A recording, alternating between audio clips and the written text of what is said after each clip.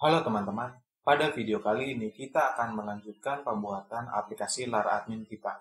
Tepatnya, kita akan menambahkan sebuah fitur untuk login, logout, dan melindungi halaman dashboard dengan fitur pengecekan autentikasi. Jadi, untuk mengakses halaman dashboard, kita perlu melakukan login menggunakan email dan password yang ada di dalam tabel kita.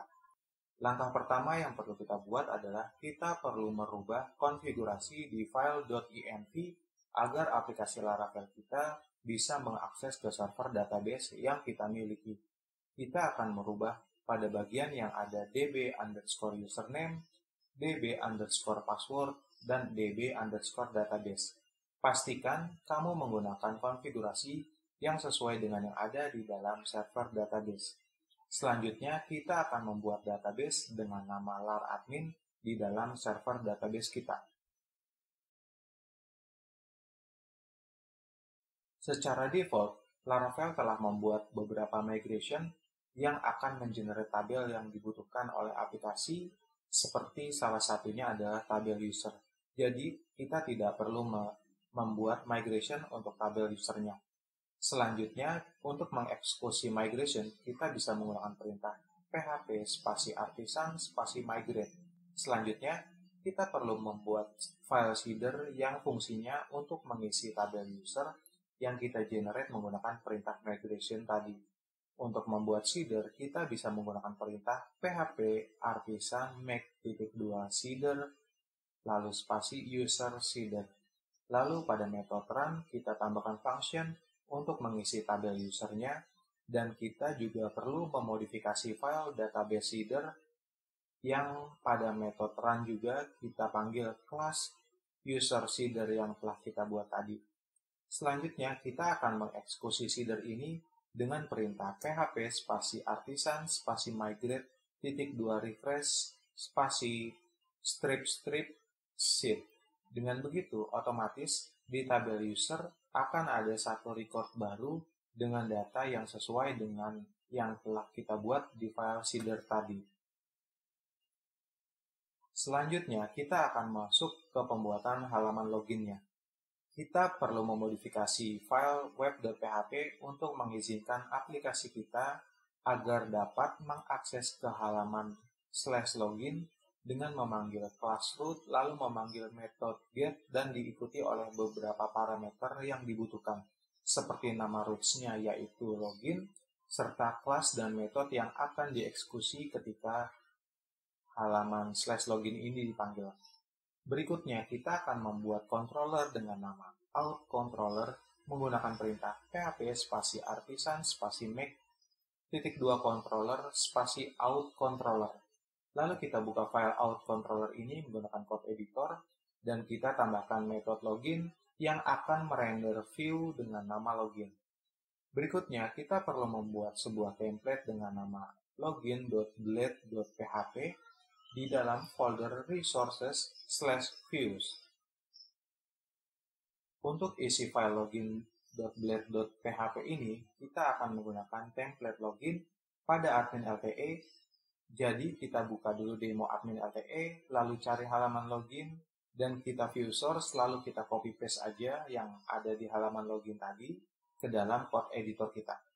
Selanjutnya, kita perlu merubah beberapa pemanggilan file CSS dan JavaScript mirip pada video sebelumnya pembuatan dashboard admin LTE dengan Laravel, menggunakan helper asset lalu panggil file CSS dan JavaScript-nya. Kita juga perlu menghapus beberapa elemen yang tidak kita perlukan, sehingga hanya tinggal input email, input password, serta tombol login. Kemudian kita coba login dengan memasukkan email dan password, lalu kita login, maka akan muncul kalau metode post tidak bisa pada root login ini. Karena memang di file web.php yang telah kita buat tadi, kita baru membuat metode get pada root login ini. Caranya, kita bisa memodifikasi file web.php, lalu tambahkan baris ini, lalu kita coba login kembali. Selanjutnya, akan keluar error 419, yaitu penyebabnya kita harus menambahkan CSRF pada tag header dan CSRF field di form HTML-nya. Untuk mengatasi error ini, kita bisa langsung menambahkan CSRF dash token di tag header HTML-nya dan CSRF field di form HTML-nya saja. Lalu kita coba login lagi, error yang tadi sudah hilang. Tapi sekarang muncul error baru lagi, yaitu function do login tidak ditemukan. Untuk mengatasi error ini, kita bisa menambahkan sebuah function do_login pada file out controller. Lalu kita akan tambahkan baris untuk menangkap variabel email dan password yang dikirimkan oleh form HTML menggunakan variabel request lalu input dan diikuti oleh nama variabelnya, yaitu email dan password. Lalu pada baris berikutnya kita tambahkan echo variabel email dan variabel password. Ini untuk mengecek apakah variabel email yang dikirim oleh HTML sudah ditangkap oleh function do_login ini. Kemudian kita coba lagi refresh browsernya. Oke, alhamdulillah, sekarang sudah muncul email dan passwordnya. Berikutnya, kita akan membuat sebuah variabel data yang isinya adalah kita memanggil model user dengan kondisi jika emailnya sama dengan isi dari variabel email yang dikirimkan oleh form HTML. Selanjutnya, kita tambahkan validasi jika variabel data ini ada isinya, maka kita biarkan kosong dulu. Selain itu, atau jika variabel data ini tidak ada isinya, kita akan mengembalikan ke halaman login dengan error message email atau password Anda salah. Dan jika variabel data yang tadi kosong, kita tambahkan saja output berupa DD atau mencetak debug message dengan diikuti oleh variabel datanya. Lalu kita coba login menggunakan email dan password yang salah. Nah, kita lihat di sini masih kembali ke halaman login, tapi tidak ada error atau pesan kesalahan apapun. Kita harus tambahkan di file login.blade.php, lalu tambahkan baris ini untuk menangkap error message yang dikirimkan oleh function do_login tadi. Kemudian kita coba login lagi menggunakan email dan password yang salah. Nah, sekarang muncul error atau muncul tulisan tepatnya email atau password Anda salah. Selanjutnya, kita akan menambahkan validasi jika email dan passwordnya benar, maka akan menyimpan beberapa session, yaitu session untuk tanda sebagai kalau kita sudah login, dan yang kedua adalah session yang berisi informasi dari user yang telah login. Caranya, kita buka out controller, dan pada function do_login, pada bagian debug DD yang tadi kita rubah menjadi seperti ini. Akan ada pengecekan password apakah atau password dari hash dari passwordnya apakah sama dengan password yang dikirim dari form HTML. Jika benar, maka akan menyimpan dua buah session, yaitu is logged in dan session dengan nama out. Lalu akan di redirect ke root dashboard.